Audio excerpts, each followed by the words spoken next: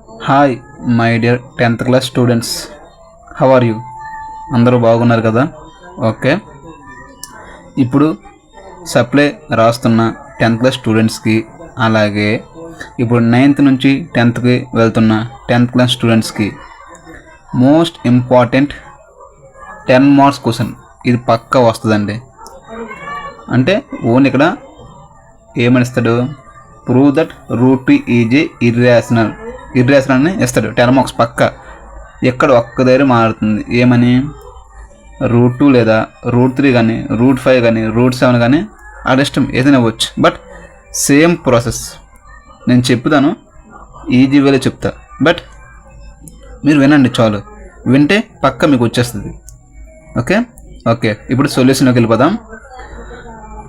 అది ఇచ్చింది ఏంటి, prove that root is irrational number అని ఇస్తాడు. ఓకేనా, అంటే రూట్ అనేది ఇర్రేషనల్ నెంబర్ అని చూపించాలి. ఓకే, అది ఇచ్చింది మనం తీసుకుందాం.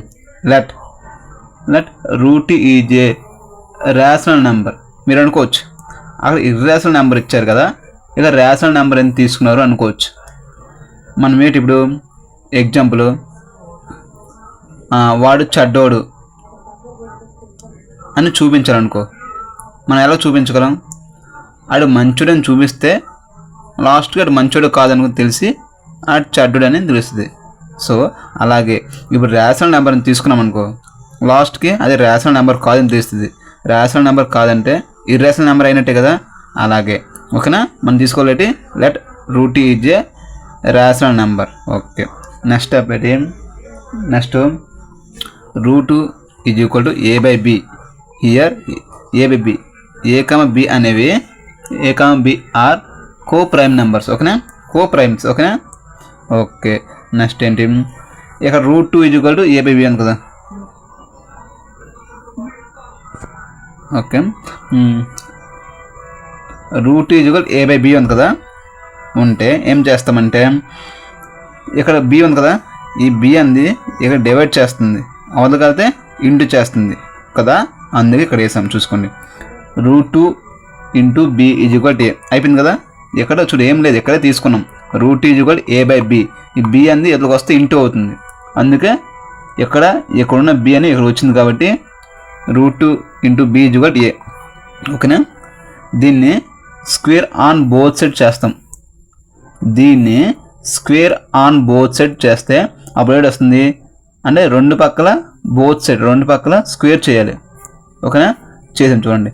Route 2 into B whole square is equal to A square.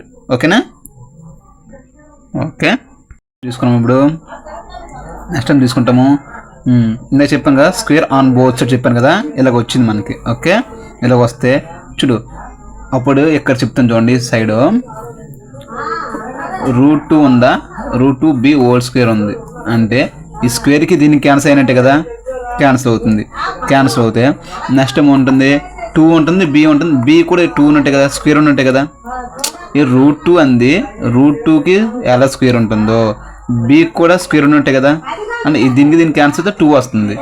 అలాగే బి ఉందా, బికి స్క్వేర్ అయినట్టే కదా, అంటే బి స్క్వేర్ వచ్చిందే మనకి 2b స్క్వేర్. అక్కడ ఏ స్క్వేర్ ఉంటుంది. దీన్ని ఈక్వేషన్ 1 అనుకుందాం. ఓకేనా, ఈక్వేషన్ 1 అనుకుందాం. అయితే ఏముంది నెక్స్ట్ చూడండి, 2 డివైడ్స్ ఇట్ ఆల్సో డివైడ్స్ ఏ. ఓకేనా, ఏంటి 2 డివైడ్స్ ఇట్ ఆల్సో డివైడ్స్ ఏ. ఓకేనా, ఇక్కడ లెట్ ఒక మనం తీసుకుందాం, ఏ వాల్యూ ఒకటి తీసుకుందాం. ఏంటి, let A is equal 2k అనుకుందాం. ఓకేనా, అనుకోండి అంతే, అక్కడ లెక్కలు ఏమోలే, మనం తీసుకుంటున్నాం అంతే. ఓకేనా, అది అనుకోండి అంతే. ఏంటి, let A is equal 2k అనుకోండి ఫ్రమ్ ఈక్వేషన్ 1 నుంచి. ఈక్వేషన్ 1 అనేది అనుకున్నాము, ఇదే కదా అనుకున్నాము. ఈక్వేషన్ 1 ఇదే కదా. ఓకే, ఫ్రమ్ ఈక్వేషన్ 1 నుంచి 2b square is equal to A square, ఇదే కదా equation 1. Okay, 2b square is equal to 2k whole square. మీరు అనుకోవచ్చు ఇక్కడ ఏ స్క్వేర్ ఉంది కదా, 2k హోల్ స్క్వేర్ ఎందుకు వచ్చింది అనుకోవచ్చు. మనకి మీకే చెప్పాను ముందు, let A is equal 2k, ఏ వాల్యూని 2k అనుకుందాం చెప్పాను లేదా.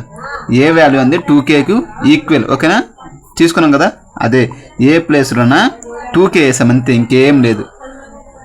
ఇక్కడ స్క్వేర్ ఉంది కాబట్టి స్క్వేర్ పెట్టాం అంతే. ఏమొస్తుంది ఇప్పుడు 2b square is equal to 2 square ఎంత అవుతుంది, 4 అవుతుంది. k స్క్వేర్ మీకు చెప్పాను కదా ఇందాక, ఏబి హోల్ స్క్వేర్ అయితే చూడండి. ఓకే, ఎక్కడ చెప్పేస్తాను అండి, ఇందాక చెప్పాను మీకు ఏబి హోల్ స్క్వేర్ అంటే ఏంటి? ఏ స్క్వేర్ ఇంటూ బి స్క్వేర్, అదే కదా.